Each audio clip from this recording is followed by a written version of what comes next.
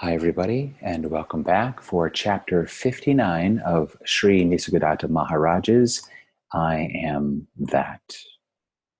Let us begin.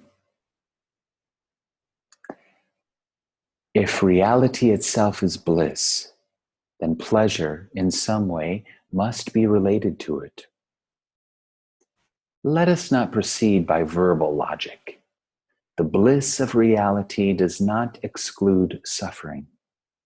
Besides, you know only pleasure, not the bliss of pure being. So let us examine pleasure at its own level. If you look at yourself in your moments of pleasure or pain, you will invariably find that it is not the thing in itself that is pleasant or painful, but the situation of which it is a part. Pleasure lies in the relationship between the enjoyer and the enjoyed, and the essence of it is acceptance. Whatever may be the situation, if it is acceptable, it is pleasant. If it is not acceptable, it is painful. What makes it acceptable is not important. The cause may be physical or psychological or untraceable. Acceptance is the decisive factor. Conversely, suffering is due to non-acceptance or resistance. Pain is not acceptable. Why not? Did you ever try? Do try, and you will find in pain a joy which pleasure cannot yield, for the simple reason that acceptance of pain takes you much deeper than pleasure does.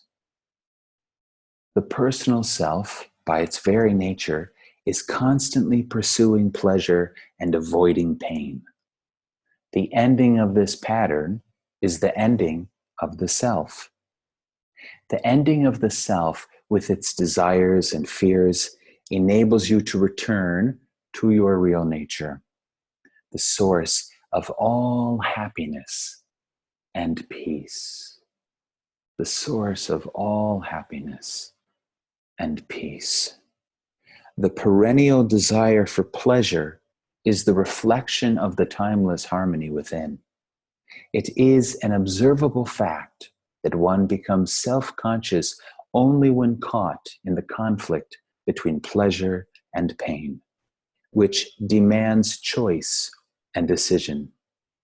It is this clash between desire and fear that causes anger, which is the great destroyer of sanity in life. When pain is accepted for what it is, a lesson and a warning, and deeply looked into and heeded, the separation between pain and pleasure breaks down. Both become experience, painful when resisted, joyful when accepted.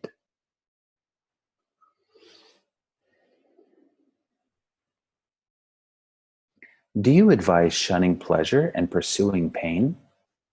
No, nor pursuing pleasure and shunning pain.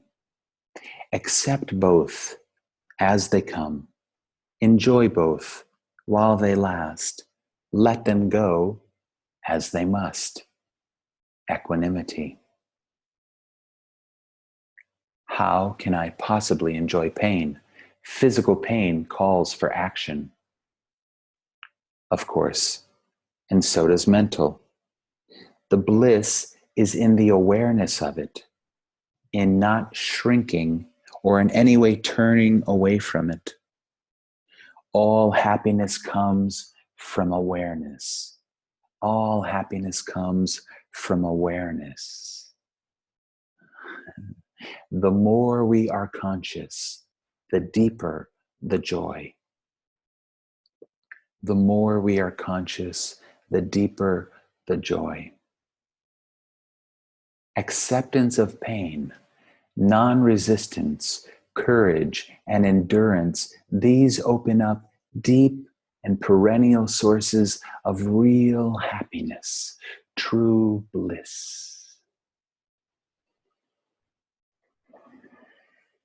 Why should pain be more effective than pleasure? Pleasure is readily accepted, while all the powers of the self reject pain. As the acceptance of pain is the denial of the self, and the self stands in the way of true happiness, the wholehearted acceptance of pain releases the springs of happiness. Does the acceptance of suffering act the same way?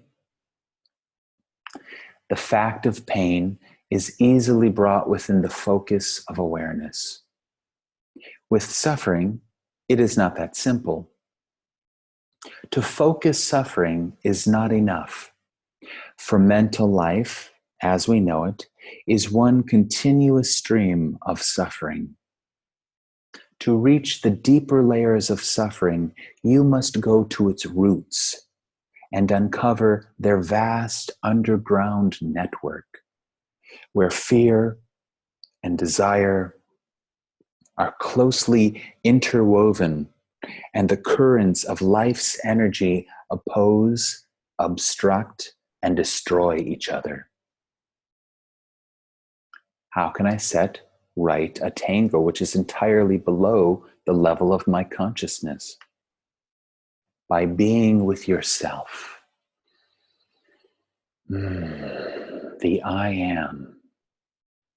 By watching yourself in your daily life with alert interest, with the intention to understand rather than to judge, in full acceptance of whatever may emerge because it is there, you encourage the deep to come to the surface and enrich your life and consciousness with its captive energies. This is the great work of awareness. It removes obstacles and releases energies by understanding the nature of life and mind. Intelligence is the door to freedom, and alert attention is the mother of intelligence. One more question. Why does pleasure end in pain? Everything has a beginning and an end. So does pleasure. Don't anticipate and don't regret, and there will be no pain. It is memory and imagination that causes suffering. Of course, pain after pleasure may be due to the misuse of the body or the mind.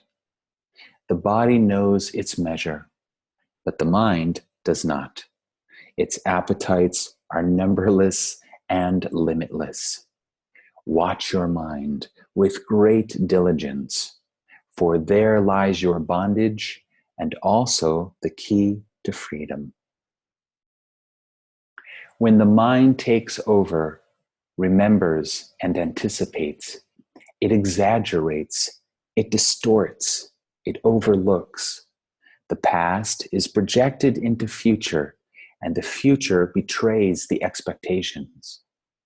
The organs of sensation and action are stimulated beyond capacity, and they inevitably break down. The objects of pleasure cannot yield what is expected of them and get worn out or destroyed by misuse. It results in excessive pain where pleasure was looked for. Naturally, selfishness is always destructive. Selfishness is always destructive. Desire and fear both are self-centered states. Between desire and fear, anger arises. With anger, hatred. With hatred, passion for destruction. War is hatred in action, organized and equipped with all the instruments of death. Is there a way to end these horrors? When more people come to know their real nature, Their influence, however subtle, will prevail, and the world's emotional atmosphere will sweeten up. Will sweeten up. People follow their leaders, and when among the leaders appear some great in heart and mind and absolutely free from self-seeking, their impact will be enough to make the crudities and crimes of the present age impossible. A new golden age may come and last for a time and succumb to its own perfection. For ebb begins when the tide is at its highest. Is there no such thing as permanent perfection? Yes, there is, but it includes all imperfection. So permanent perfection includes all imperfection. It is the perfection of our self-nature which makes everything possible, perceivable, and interesting. It knows no suffering, for it neither likes nor dislikes, neither accepts nor rejects. Creation and destruction are the two poles between which it weaves its ever-changing pattern. Be free from predilections and preferences, and the mind with its burden of sorrow will be no more. But I am not alone to suffer. There are others. When you go to them with your desires and fears, you merely add to their sorrows. First, be free of suffering yourself, and then only hope of helping others. You do not even need to hope. Your very existence will be the greatest help a man can give his fellow men.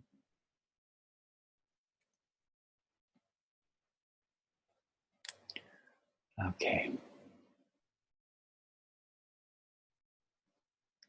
I like this paragraph. When more people come to know their real nature, which, if you go on YouTube, there are many, many people waking up and many, many people reading these books, Nisargadatta and Eckhart Tolle and Ramana Maharshi and Muji and Adyashanti and so many teachers, so many books right now. And it appears that more and more people are waking up. And I think even the fact that, Eckhart Tolle appeared on Oprah Winfrey and Byron Katie was on Oprah Winfrey. I mean, at least the seeds are being planted. People are at least learning about the opportunity of awakening and enlightenment. Even the fact that there are more yoga studios in the world is pushing us, and mindfulness is very popular these days too. So slowly and surely it appears that people are waking up, shifting their consciousness, raising, expanding their consciousness. So when more people come to know their real nature, their influence, however subtle, will prevail, and the world's emotional atmosphere will sweeten up. This is the goal. Perhaps, maybe it's a byproduct. To put more love, more beauty, more truth, more giving and serving, more helping, more freedom into this consciousness. Into this consciousness. Love is already the basis of all consciousness. It just needs to waken up more and more. When we love, we incarnate God. And people follow their leaders. And when among the leaders appear some, just some, great in heart and mind, and absolutely free from self-seeking, their impact will be enough to make the crudities and crimes of the present age impossible. A new golden age may come and last for a time and succumb to its own perfection. For ebb begins when the tide is at its highest. Okay, thank you, Nisargadatta Maharaj. it would be really lovely to see some leaders who are selfless, absolutely free from self-seeking, who are truly there to help the people. We have had a few, huh? Mahatma Gandhi and Martin Luther King, and I don't know, whoever else that you feel has been very selfless and helpful. Dalai Lama, Mother Teresa, many people. They don't have to be saints. They don't have to be sages even. If you find some good human beings, you know, with some good hearts and good minds, I think Bernie Sanders right now, not to get political, but I think Bernie Sanders, of course, seems to have a real heart for humanity. And I think he's very selfless. So if we have more and more of these people, perhaps it will ripple out, and perhaps a golden age may come. That would be lovely, a golden age. So increase the peace and decrease the violence. Yeah. Okay, everybody. Thanks so much. Thank you, Nisargadatta. Om Shanti, Shanti, Shanti. Om, peace, peace, peace. May all beings be free of suffering. May all beings at peace be at peace. May all beings be free. May all beings awaken to their true nature. Om, Shanti, Shanti, Shanti, peace. Namaste.